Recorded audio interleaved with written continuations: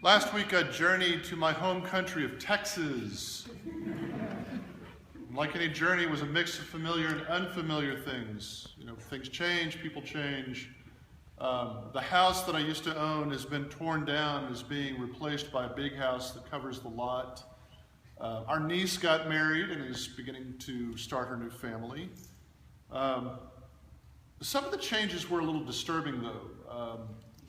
Particularly one that went into effect on January the 1st in the state of Texas, which is their open carry law, which means that you can carry a gun openly most anywhere you want to. You actually, if you're like a church or a business, you actually have to, I think it's business more than church, you have to opt out of the open carry thing. So on New Year's Eve, I was sitting with some friends at the end of their dinner party, and I was talking to them about this. And this friend of mine expressed his opinion about the open carry law, which I thought was interesting. That was interesting in a good way. Because he said that he thinks that open carry is designed to make guns familiar to people. So, like, you'll get more comfortable around them. The logic escapes me.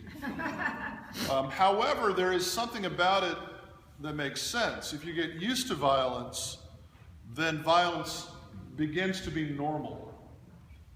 And in contrast, if you get used to peace, then peace gets to seem normal.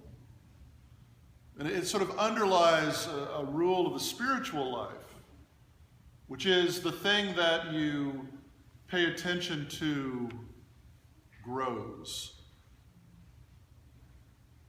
So if you pay attention to violence, violence grows. If you pay attention to peace, then peace grows. Which raises a question in the season of the Prince of Peace, which makes sense to me. How do we strive for peace in the midst of a world which is larded with violence? So the prophet Jeremiah, I'm sure you've been reading him recently.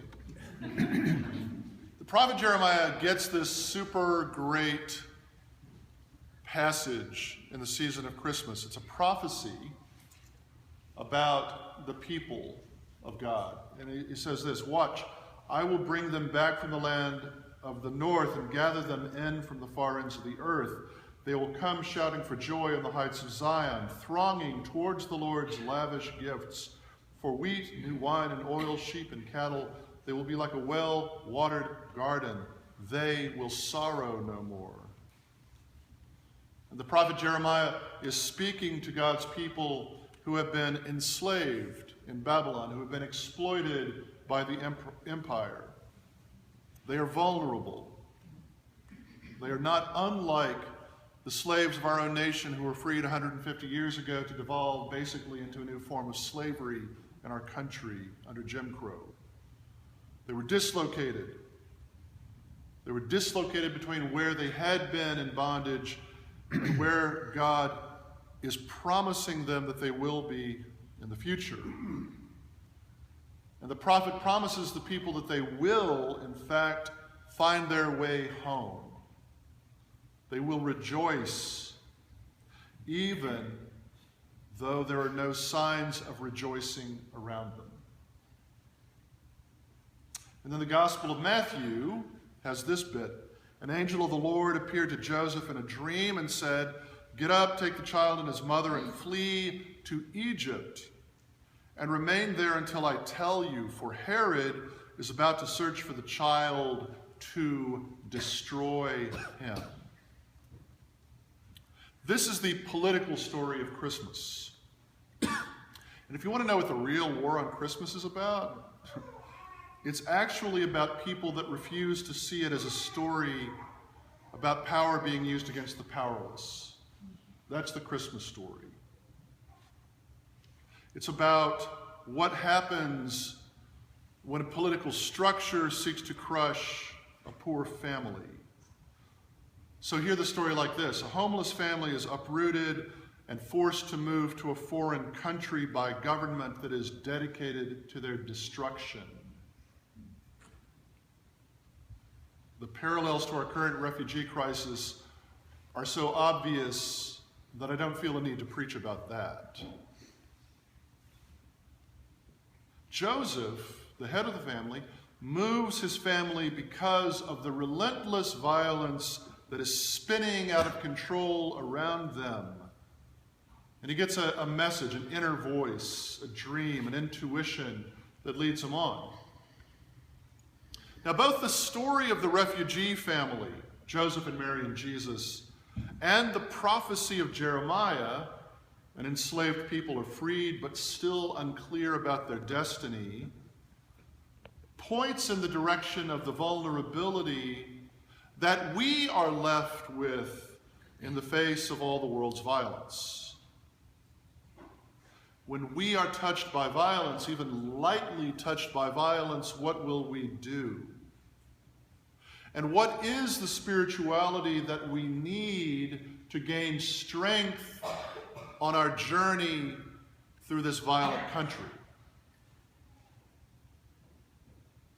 The story of the refugee family fleeing to Egypt shows that the problem of violence is entirely human creation. It's a human action.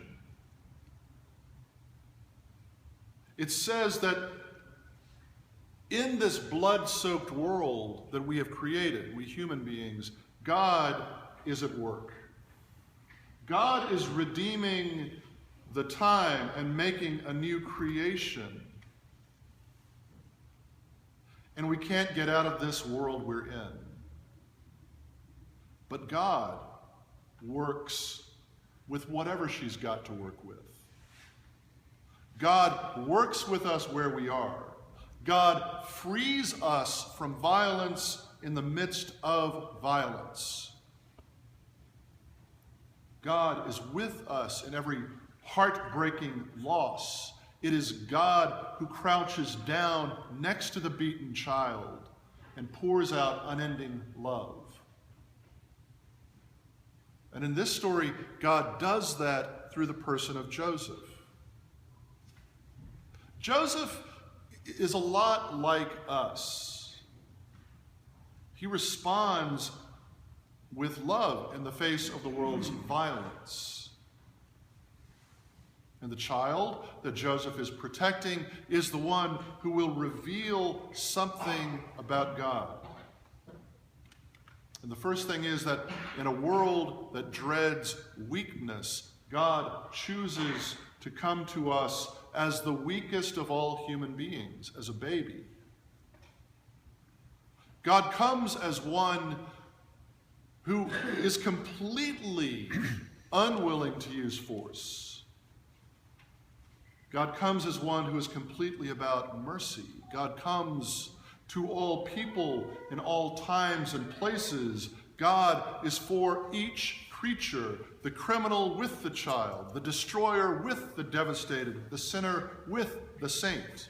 God's power is always found in mercy and long-suffering love.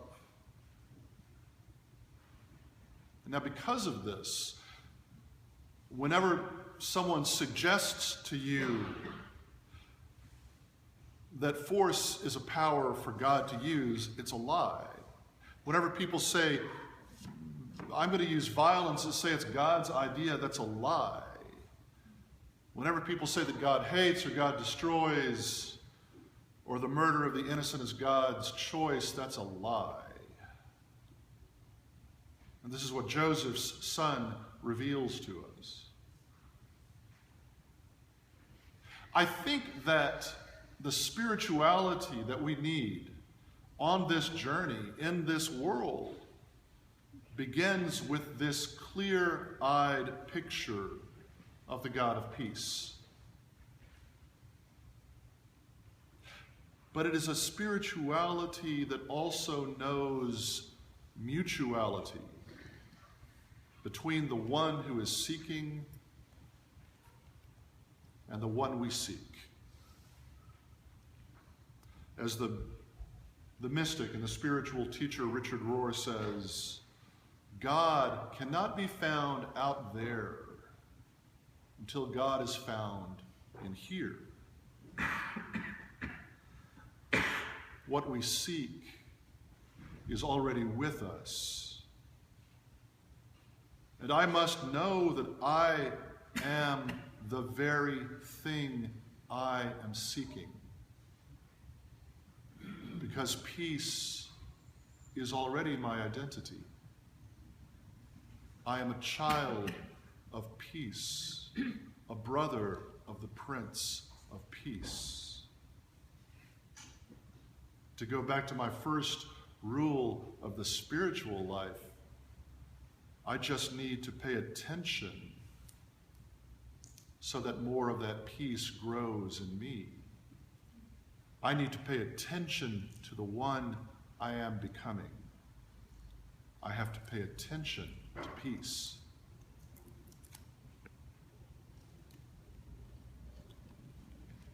It's a great thing that it's a new year,